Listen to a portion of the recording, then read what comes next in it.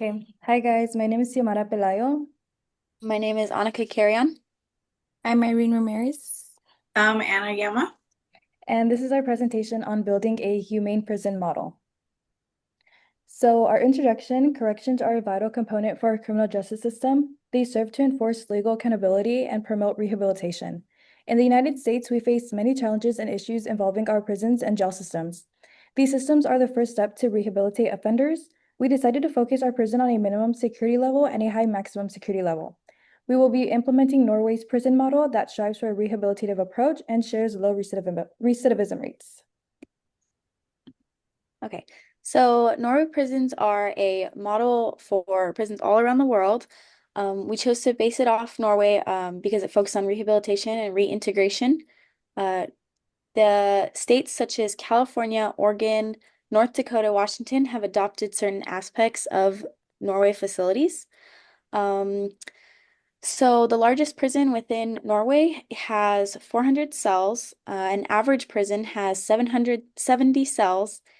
And lastly, the last smallest prison has 15 cells.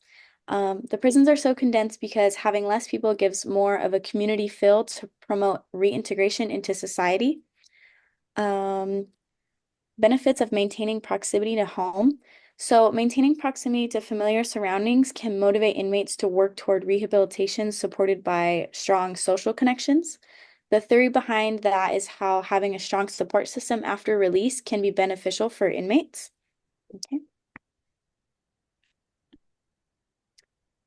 So one of the prisons in Norway is Bestøy. Bestøy prison houses serious offenders under conditions considered by some to be luxurious, yet it maintains the lowest of reoffending rate in Europe. Um, these prisoners have much more freedom than most. The prisoners that are here are left overnight without guards and expected to be responsible for themselves. It is considered one of the most ecological prisons, which means that inmates are responsible for working, learning new skills, and undergoing training programs. Gerard Plog is a criminologist, a senior advisor in the Norwegian Ministry of Justice, and the vice president of the European Organization for Probation.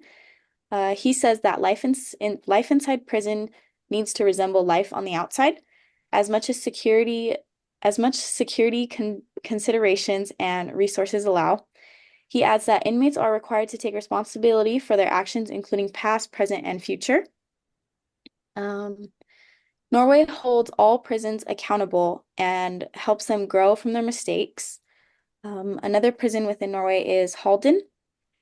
This is also considered one of the most humane prisons in the world. Each inmate lives in a single prisoner cell with a flat screen TV, private bathroom, and a window that overlooks leafy green scenery. Um, both prisons, Bestøy and Halden, are decorated with color and vibrant murals for positivity to keep prisons from looking so gloomy. Um, both these prisons help prisoners get back to normality once they are released. Um, so considering Norway has one of the lowest recidivism rates in the world, um, it's approximately 20%. Meanwhile, the United States recidivism rate is at 66%. Um, so some of the death row stats would be as of April 1st, 2025, there are 2,100 death row inmates, and since 1977, there have been 1,596 people executed on death row in America. As for Norway, the last execution that happened in Norway was 1948 and was due to collaboration with the Nazi occupation. Um, Economy benefits are mostly pointed towards giving people knowledge and education, so that way once they are released, they are able working citizens. And then for the next slide, which would be the location and style and security of our prison, we chose rural. We chose this as a more isolated area with a heavily wooded, so they can have a nice scenery. Choosing an agricultural option because it can house a place for inmates to grow a garden, tend to animals, and be able to reconnect with nature. We decided to have it 20 minutes away from the nearest city so that inmates are able to focus on growing, but are also able to have family and friends visit. We chose low security, so they can have freedom yet still be learning. And campus style is the buildings are low and spread out, so that way it can create more of a community feeling, promote normalcy, and reduce stress on the prisoners. Okay, so for characteristics of offenders, there would be three types: male offenders, female offenders, or elderly. Male offenders, they typically serve a longer sentence, often for violent crimes, typically between 21 to 30 years. The male population is 94% in the Norway prison, and then male offenders tend to have a lower commonness of psychiatric disorder, the ratio being 59 versus 75 for women. And then for female offenders, typically they receive a shorter sentence. They get in prison for drug use or property offense. They have a less probability of being convicted for violent crimes. The female population is 5.2% in Norway prison. Women have a higher percentage of psychiatric disorder, and then ratio being 75 versus 59 for men. A common psychiatric would be stress, new adjustment disorders, depressive mood disorders, and anxiety disorder. Then for the elderly, they have increased dramatically. Elderly population is 29% in the Norway prison. They suffer from dementia, anxiety disorders, delirium. About 62% of the elderly group resulted in suicide cases due to psychotic disorders, mainly depression. Depending on the crime committed, their sentence could range from 21 to 30 years. And then for the special needs, they are inmates who actually need more treatment than others. Some inmates have intellectual disabilities, learning disabilities, and then as well as physical and sensory impairment. In Norway prison, they have groups designed to help those in need. The mental illness in Norway prisons, some prisoners suffer from mental health, physical disabilities, as well as aging. Norway's provide two specific teams in order to help the prisoners. Resource team and activity team both have to manage complex mental and health behavioral issues. Okay, then there would be two types of diseases, which would be HIV. And then inmates have a higher percentage rates. Women are typically the ones with a higher HIV percentage. Female prisoners have a higher risk of death from HIV. Early stage symptoms that they could possibly have would be fever, chills, night sweats, sore throat, skin rash, and etc. For females, there could be symptoms like menstrual cycle change, lower belly pain, private area yeast infection. And then for the other disease, inmates also have a high percentage rate with the B and C infection. And then the C infection is the most physical common disease in the Norway prison. 13% of women death were the cause of the infection. And then some of the symptoms are fatigue, nausea, fever, vomiting. Now, when having the C infection, that could cause liver damage as well. So for vocation services, while being incarcerated, we decided it would be best to keep our offenders busy with having a vocational job. Having a form of employment and stability consistently shows that those who have job skills and employment skills are less likely to reoffend. Incorporating employment assets such as welding would be a great opportunity for offenders to go back into the real world with some experience. While having our prisoners work, they'll be receiving compensation money per day. This will motivate them to keep working. Healthcare is a vital part for our group to better our prisoners. This will allow them to feel comfortable and be well taken care of. We want to incorporate having access to healthcare such as dental, vision, mental, and women's reproductive services. Having healthcare is a basic human right that everyone should have access to. These prisoners are likely to return to free society. So treating prisoners with infectious diseases and managing chronic illnesses in prison will help with preventing public health issues once they are released. Education services. While serving time, our prisoners will have the opportunity to participate in having an education. This will help them reintegrate into society once released. Education is one of the most proven benefits to help reduce recidivism rates. Prisoners who receive education while incarcerated are significantly less likely to reoffend, and it helps them gain their GEDs. This will heighten their chances of finding a job after being incarcerated. So for religion services, they have the right to worship. It is important for our system. If wanting to practice a religion, this could be seen as a therapeutic option. Religion provides comfort, hope, and stability for prisoners.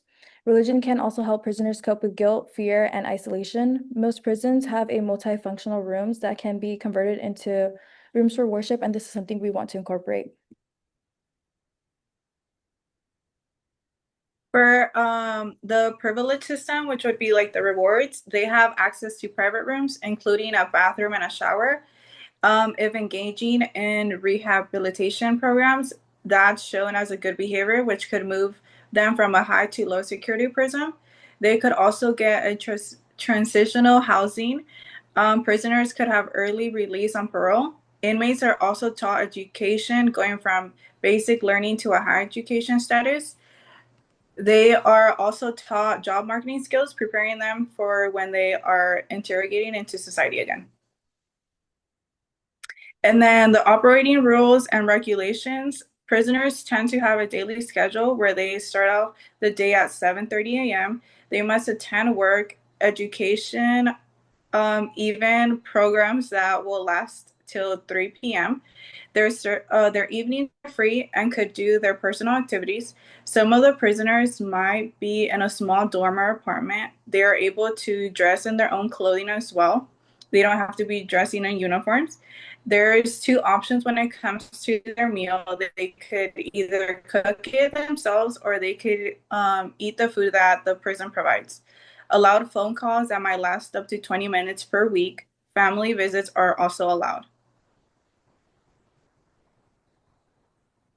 And then for punishments, if rules aren't followed and the prisoners decide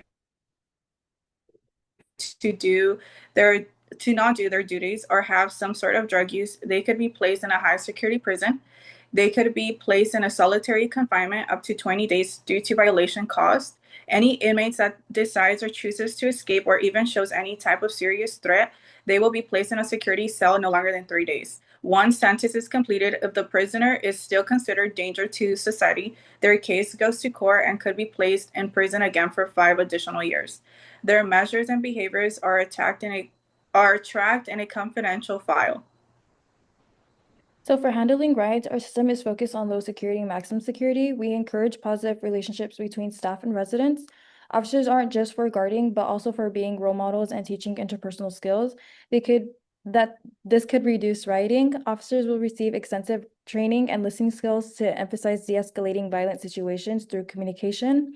However, if de-escalation doesn't work, officers will go into procedure, putting facility on lockdown, enter cells without having to use excessive force to remove the prisoners. And in case of fires, officers will put out fires immediately. Inmate assaults. Handling inmate assaults on other inmates is critically important for safety and security reasons. Inmate assault prevention. Immediate response, formal and thorough investigation, disciplinary actions, criminal prosecution. And if an inmate assault were to happen, we would segregate who the violence is between and we would put them in restricted housing. Contraband. Stopping the use of contraband in prison systems today is a complex issue that requires a layered approach. So we would take preventative measures such as frequent and random searches of inmate cells and staff and visitors coming in, body scanners and metal detectors. Strip searches would take a different process, using body scanners to keep them clothed. This is a less intrusive way to search for contraband. Okay, so for our staff, we want to make sure that we focus on helping the inmate to rehabilitate. So correctional officers in this prison are also meant to serve as mentors and coaches to help inmates in their rehabilitation process. And as well as they will also coordinate with housing services, employers, and community organizations to ensure stable re-entry into society. Um, So some staff that will be in our prison is correctional counselors. They will work with inmates to guide and assist them with issues they may face regarding emotional, behavioral, and mental health concerns. So the counselors will make sure that the inmates are okay and they're moving along in their process and not just staying stuck in the same place that they were when they first came into the prison. The administrative staff will oversee the overall operation of the facility with responsibilities such as implementation of policies, budget management, inmate management, and staff supervision. So they're basically the ones that just run the whole prison and make sure everything is running smoothly and everyone's doing what they're supposed to. And the medical staff are always on call and they're prepared to care for and stabilize emergency inmates. So medical staff are there for anything, any medical reasons that anyone needs them for. And reintegration and probation officers will focus on transition planning for inmates nearing release. So they'll help with make sure there's a smooth transition back into society. So for the philosophy of punishment, we're also basing it off Norway's philosophy, meaning we'll focus on rehabilitation and reintegration. This will be our main goals of punishment. Rehabilitation is the process of helping an offender change their ways to better reintegrate back into society. And reintegrating is just their transition from prison and now being out completely free in the world. And our prison's philosophy of punishment will focus on getting individuals the help they need, understanding their wrongdoing, and setting them up for successful reintegration. So for our prison, we won't have the death sentence, which is similar to Norway's philosophy. We will, however, have life sentences for offenders of serious crimes. We believe that there are a lot of crimes that they deserve to be in prison for life or longer than the 25 years. And like unlike prisons in like the United States and other parts of the world, but similar to Norway, most of our offenders will keep their rights except those with life sentences for more serious crimes. So, for example, obviously, if someone murdered someone or assaulted someone with a weapon, mass shooters, things like that, obviously, we don't think that they deserve the right to have access to weapons and keep guns, stuff like that. So we will be including a lot of rehabilitation services. This will include anything from Alcoholic Anonymous, any substance abuse programs, as well as anger management or any type of counseling like that. With this stuff, we do expect our prison to have low recidivism rates, meaning that any offenders that leave this prison will be less likely to reoffend and not come back to prison. Our reintegration help that we will offer will be helping them with find offer of an employment, maybe helping them find education, whether they want to continue and go to college or any vocational programs, anything like that, setting them up for success in the future.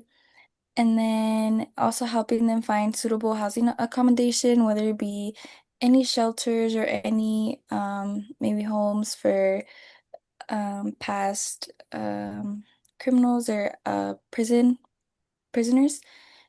Also helping them find medical services that they need and any addiction treatment services and debt counseling. Providing this will help lower the chances of them reoffending and setting them up for better options instead of going back to their life of crime to survive.